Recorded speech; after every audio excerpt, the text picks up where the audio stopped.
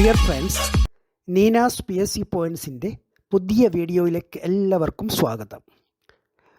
പുതിയ പാർലമെൻറ്റ് മന്ദിരം, ഭാരത് മണ്ഡപം, യുഗയുഗീൻ ഭാരത് നാഷണൽ മ്യൂസിയം എന്നിവയെക്കുറിച്ചാണ് ഇന്നത്തെ വീഡിയോ. ആദ്യമായി പാർലമെൻറ്റ് ഹൗസ് അഥവാ സംസദ് ഭവൻ. ഇന്ത്യൻ യൂണിയൻ്റെ പരമോന്നത നിയമനിർമ്മാണ സഭയാണ് പാർലമെൻറ്റ്. രാഷ്ട്രപതി, രാജ്യസഭ, ലോക്സഭ ഇവയാണ് ഇന്ത്യൻ പാർലമെൻറ്റിൻ്റെ ഘടകങ്ങൾ. അപ്പർ ഹൗസ് അഥവാ ഉപരിസഭ എന്നറിയപ്പെടുന്നത് രാജ്യസഭ, ലോവർ ഹൗസ് അഥവാ അധോസഭ എന്നറിയപ്പെടുന്നത് ലോക്സഭ.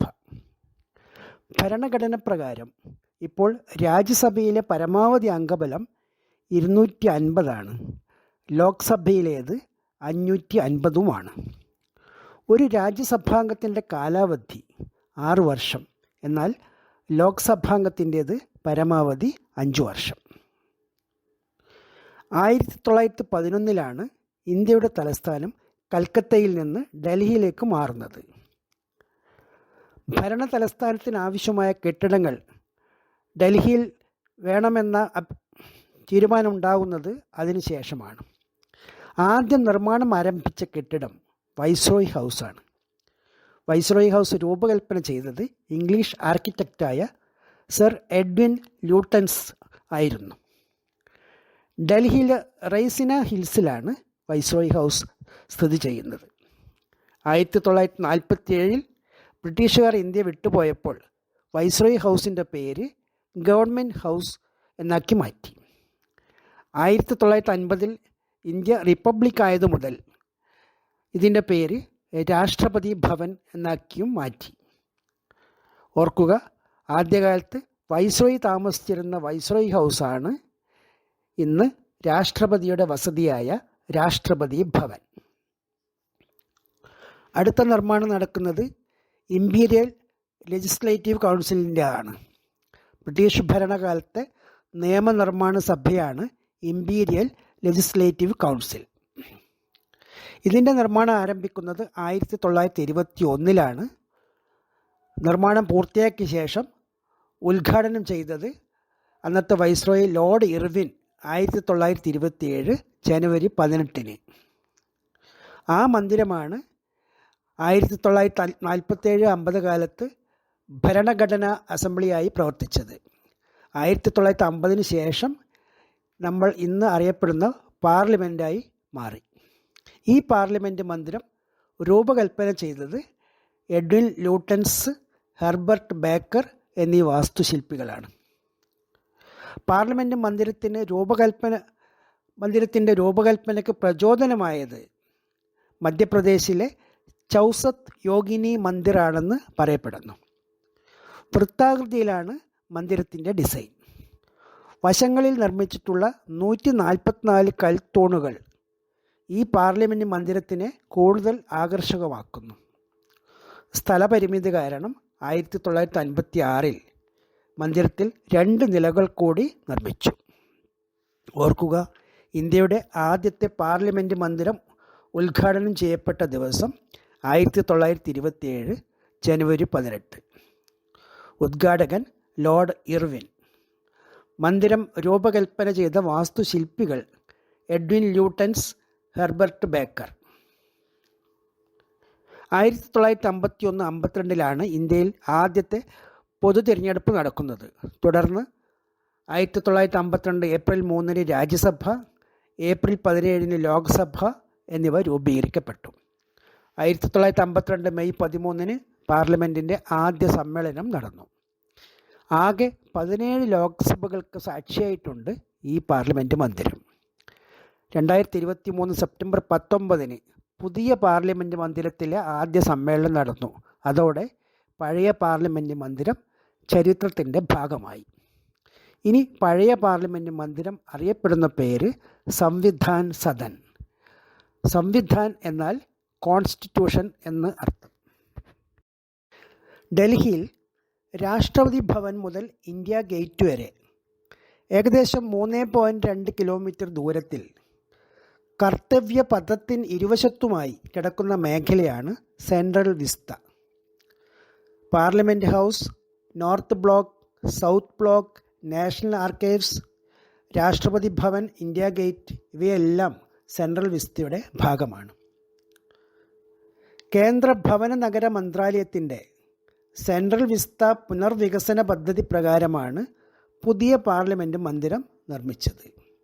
സെൻട്രൽ വിസ്ത പുനർവികസന പദ്ധതി പ്രകാരം നിർമ്മിച്ചതാണ് പുതിയ പാർലമെൻറ്റ് മന്ദിരം. പുതിയ മന്ദിരത്തിൻ്റെ വാസ്തുശില്പി ആര് എന്ന് ചോദിച്ചാൽ Bimal Patel.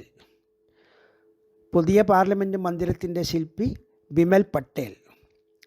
HCP design planning and management എന്ന ആർക്കിടെക്ചറൽ ഫേമിൻ്റെ തലവനാണ് ബിമൽ പട്ടേൽ. പഴയ പാർലമെൻറ്റ് മന്ദിരത്തിൻ്റെ ആകൃതി വൃത്താകൃതിയാണെന്ന് നമ്മൾ പഠിച്ചതാണ്. പുതിയ മന്ദിരത്തിൻ്റെ ആകൃതി ത്രികോണാകൃതി. ത്രികോണാകൃതിയിലുള്ള മന്ദിരത്തിൻ്റെ രൂപകൽപ്പനയ്ക്ക് പ്രചോദനമായത് മധ്യപ്രദേശിലെ വിദിഷയിലുള്ള വിജയ് ക്ഷേത്രമാണെന്ന് പറയപ്പെടുന്നു.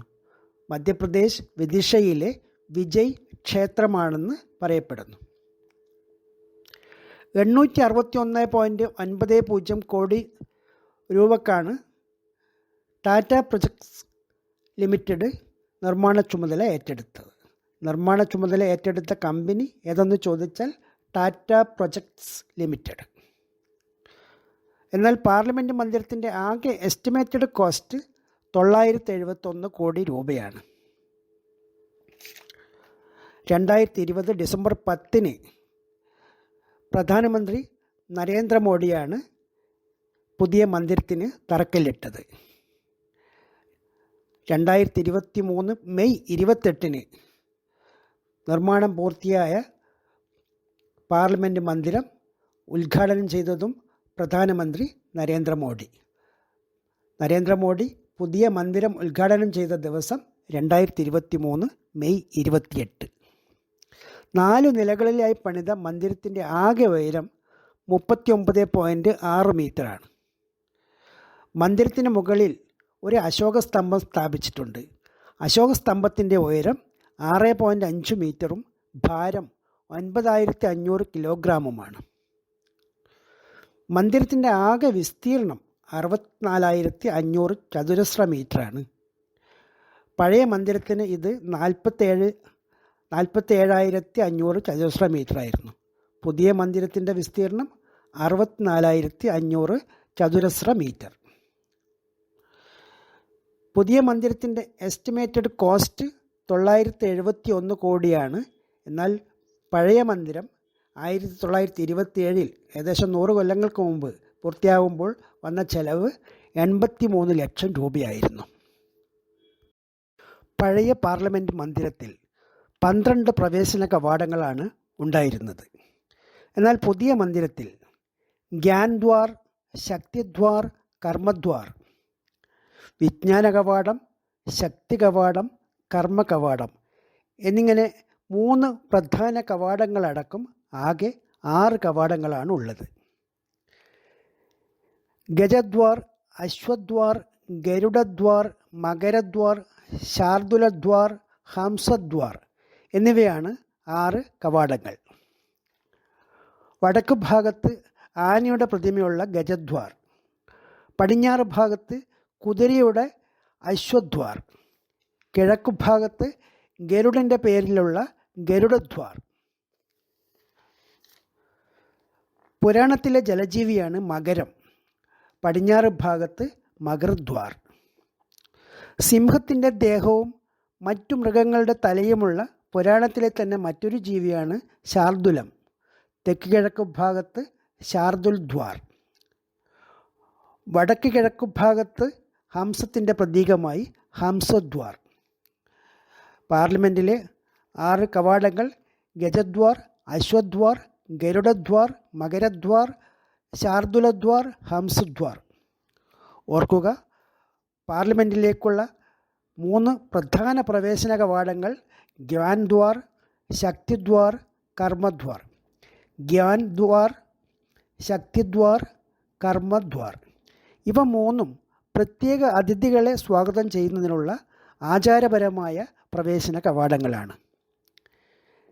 ജ്ഞാനത്തിൻ്റെ പ്രതീകമാണ് ആന, ശക്തിയുടെ പ്രതീകമാണ് കുതിര, കടമയുടെ പ്രതീകമാണ് ഗരുഡൻ. കർമ്മദ്വാറിന് മുകളിലായി കൊണാർക്ക് സൂര്യക്ഷേത്രത്തിലെ ചക്രം ചുവരിൽ കൊത്തിവെച്ചിട്ടുണ്ട്. കൊണാർക്ക് സൂര്യക്ഷേത്രത്തിലെ ചക്രം കൊത്തിവെച്ചത് ഏത് കവാടത്തിന് മുകളിലാണെന്ന് ചോദിച്ചാൽ കർമ്മദ്വാർ. പ്രവേശന കവാടത്തിൽ അശോക ചക്രവും സത്യമേവ ജയതേ എന്ന ദേശീയ മുദ്രാവാക്യവും കൊത്തിവെച്ചിട്ടുണ്ട്. പുതിയ മന്ദിരത്തിലെ സൗകര്യങ്ങൾ എന്തൊക്കെയാണെന്ന് നോക്കാം. ലോക്സഭാ ചേംബർ, രാജ്യസഭാ ചേംബർ, ഭരണഘടനാ hall, central launch and corridor, library, മന്ത്രിമാർക്കും പാർലമെൻറ്റ് അംഗങ്ങൾക്കുമുള്ള ഓഫീസുകൾ, ഭക്ഷണശാല എന്നിവയെല്ലാം അടങ്ങുന്നതാണ് പുതിയ മന്ദിരം. ലോക്സഭാ ചേംബറിൻ്റെ തീം ദേശീയ പക്ഷിയായ മയിലാണ്. ലോക്സഭയിലെ പരവതാനിയുടെ നിറം പച്ച. ലോക്സഭയിലെ സീറ്റുകളുടെ എണ്ണം 888. ലോക്സഭാ ചേംബറിൻ്റെ തീം മയിൽ. ലോക്സഭയിലെ സീറ്റുകളുടെ എണ്ണം 888. രാജ്യസഭാ ചേംബറിൻ്റെ തീം ദേശീയ പുഷ്പമായ താമര. രാജ്യസഭയിലെ പരവതാനിയുടെ നിറം ചുവപ്പ്. രാജ്യസഭാ ചേംബറിലെ സീറ്റുകളുടെ എണ്ണം 384. രാജ്യസഭാ ചേംബറിൻ്റെ തീം താമര. രാജ്യസഭാ ചേംബറിലെ സീറ്റുകളുടെ എണ്ണം 384. അംഗങ്ങൾക്ക് പരസ്പരം ഇടപഴകാനുള്ള പൊതുസ്ഥലമായി സെൻട്രൽ ലോഞ്ച് ഉണ്ട്. സെൻട്രൽ ലോഞ്ചിൻ്റെ തുറസായ മുറ്റത്ത് ദേശീയ വൃക്ഷമായ ആൽമരമുണ്ട്. സെൻട്രൽ ലോഞ്ചിൻ്റെ തീം ഏതെന്ന് ചോദിച്ചാൽ ആൽമരം. രാജ്യസഭയിലെയും ലോക്സഭയിലെയും അംഗങ്ങളുടെ സംയുക്ത സമ്മേളനം നടത്താൻ പഴയ പാർലമെൻറ്റിലുള്ളതുപോലെ ഇവിടെ സെൻട്രൽ ഹാളില്ല. പഴയ പാർലമെൻറ്റിൽ സെൻട്രൽ ഹാളിലായിരുന്നു സംയുക്ത സമ്മേളനം നടത്താറുള്ളത്. എന്നാൽ പുതിയ മന്ദിരത്തിലെ ലോക്സഭാ ഹാളിലാണ് ഇനി മുതൽ സംയുക്ത സമ്മേളനം നടക്കുക. 1200-ലേറെ സീറ്റുകൾ ഒരുക്കാനുള്ള സൗകര്യം ലോക്സഭാ ഹാളിലുണ്ട്. ലോക്സഭാ ഹാളിൻ്റെ മറ്റൊരു പ്രത്യേകതയാണ് സ്പീക്കറുടെ ഇരിപ്പിടത്തിന് സമീപത്തായി സൂക്ഷിച്ചിട്ടുള്ള ചെങ്കോൽ.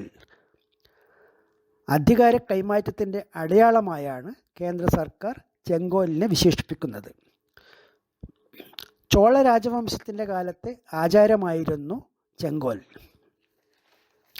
തമിഴ്നാട്ടിലെ ആഭരണശാലയിൽ നിർമ്മിച്ച ചെങ്കോൽ ബ്രിട്ടീഷ് വൈസ്രോയി മൗണ്ട് ബാറ്റൻ ആദ്യ പ്രധാനമന്ത്രി ജവഹർലാൽ നെഹ്റുവിന് അധികാര കൈമാറ്റത്തിൻ്റെ അടയാളമായി സമർപ്പിച്ചു എന്ന് പറയപ്പെടുന്നു. അലഹബാദ് മ്യൂസിയത്തിൽ സൂക്ഷിച്ചിരുന്ന ചെങ്കോലാണ് ഇപ്പോൾ പാർലമെൻറ്റ് മന്ദിരത്തിലേക്ക് മാറ്റിയത്. സ്വർണം പൂശിയ ഈ വെള്ളിച്ചെങ്കോലിന് ഏകദേശം 5 അടി നീളമുണ്ട്. ചെങ്കോലിൻ്റെ മേൽഭാഗത്ത് നന്ദി എന്ന കാളിയുടെ രൂപമാണ് ഉള്ളത്. ചെങ്കോലിൻ്റെ മേൽഭാഗത്ത് നന്ദി എന്ന കാളിയുടെ രൂപം. ഇതുകൂടാതെ 22 മീറ്റർ നീളവും 36 കിലോഗ്രാം ഭാരവുമുള്ള ഒരു ഫൂക്കോ പെൻഡുലം കോൺസ്റ്റിറ്റ്യൂഷൻ ഹാളിൻ്റെ മുകളിലെ സ്കൈലൈറ്റിൽ തൂങ്ങിക്കിടക്കുന്നുണ്ട്. പെൻഡുലത്തിന് ക്ലോക്ക് വൈസായ ഒരു ഭ്രമണം പൂർത്തിയാക്കാൻ 49 മണിക്കൂറും 59 മിനിറ്റും 18 സെക്കൻഡും വേണം. ഓർക്കുക, ലോക്സഭാ ചേംബറിൻ്റെ തീം മയിൽ. ലോക്സഭയിലെ സീറ്റുകൾ 888. രാജ്യസഭാ ചേംബറിൻ്റെ തീം താമര. രാജ്യസഭയിലെ സീറ്റുകൾ 384. സെൻട്രൽ ലോഞ്ചിൻ്റെ തീം ആൽമരം. അധികാര കൈമാറ്റത്തിൻ്റെ അടയാളമായി ലോക്സഭാ സ്പീക്കറുടെ അടുത്ത് സൂക്ഷിച്ചിരിക്കുന്നത് ചെങ്കോൽ. ഇത് കൂടാതെ ഒരു ഫൂക്കോ പെൻഡുലം കോൺസ്റ്റിറ്റ്യൂഷൻ ഹാളിൻ്റെ മുകളിലെ സൺലൈറ്റിൽ തൂങ്ങിക്കിടക്കുന്നുമുണ്ട്. ഇനി പഴയ പാർലമെൻറ്റ് മന്ദിരത്തിൽ നടന്ന ചില പ്രധാന സംഭവങ്ങൾ ഓർമ്മിക്കാം. ആദ്യത്തേത് 1929 ഏപ്രിൽ 8-ന് 1929 ഏപ്രിൽ 8-ന് യുവ വിപ്ലവകാരിയായ ഭഗത് സിംഗ് പാർലമെൻറ്റിൻ്റെ സെൻട്രൽ ഹാളിലേക്ക് 2 ബോംബുകൾ വലിച്ചെറിഞ്ഞ സംഭവം. ആളുകളെ കൊല്ലുകയോ മുറിവേൽപ്പിക്കുകയോ ആയിരുന്നില്ല ലക്ഷ്യം എന്നതിനാൽ ആളുകൾ ഇല്ലാത്ത ഭാഗത്തേക്കാണ് ബോംബുകൾ എറിഞ്ഞത്. ചെവി കേൾക്കാത്ത ബ്രിട്ടീഷുകാരൻ്റെ ചെവികളിൽ ഇന്ത്യക്കാരൻ്റെ ശബ്ദം എത്തിക്കുക എന്നതായിരുന്നു ഭഗത് സിംഗിൻ്റെ ലക്ഷ്യം.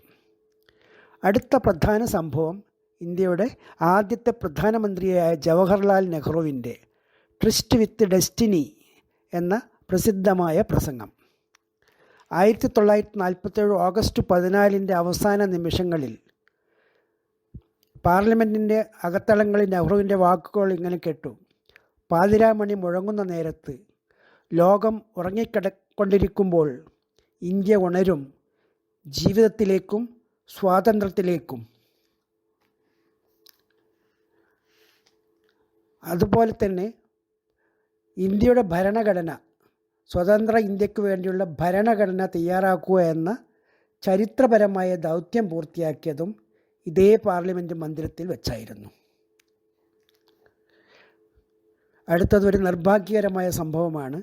2001 ഡിസംബർ 13 ഇന്ത്യൻ പാർലമെൻറ്റ് മന്ദിരം ഭീകരാക്രമണത്തിന് സാക്ഷ്യം വഹിച്ചു.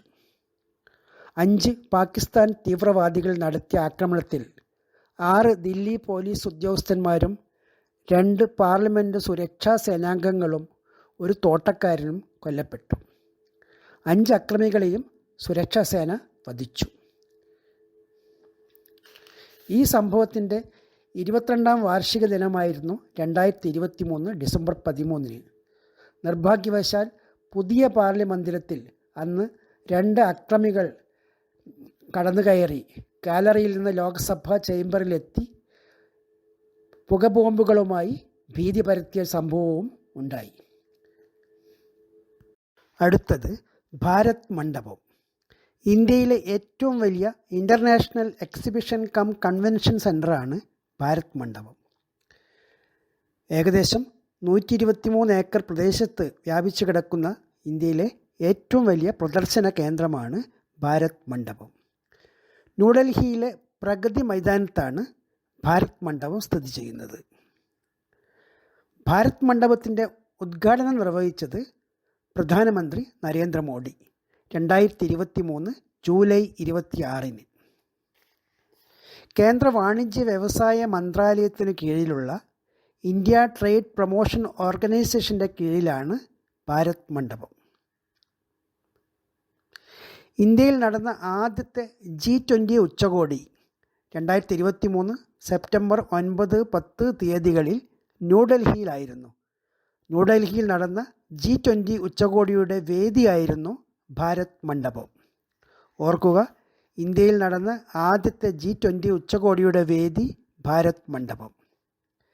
G20 ഉച്ചകോടി നടക്കുന്ന ഭാരത് മണ്ഡപത്തിൻ്റെ മുന്നിൽ സ്ഥാപിച്ച മനോഹര ശില്പമാണ് നടരാജ പ്രതിമ. തമിഴ്നാട്ടിൽ നിർമ്മിച്ചു കൊണ്ടുവന്ന ഈ പ്രതിമയുടെ ഉയരം 27 അടി. ലോകത്തിലെ ഏറ്റവും ഉയരമുള്ള നടരാജ ശില്പമാണ് ഭാരത് മണ്ഡപത്തിൻ്റെ മുന്നിൽ സ്ഥാപിച്ചിട്ടുള്ളത്.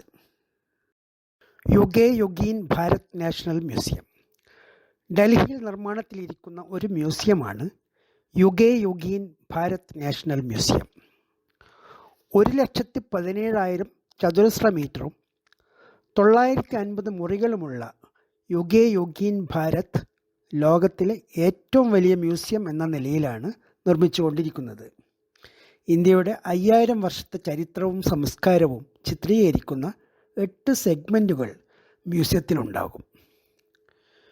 യുഗേ യുഗീൻ ഭാരത് എന്നാൽ എവർലാസ്റ്റിംഗ് ഇന്ത്യ, യുഗയുഗാന്തരങ്ങളിലെ ഇന്ത്യ എന്നാണ് അർത്ഥം.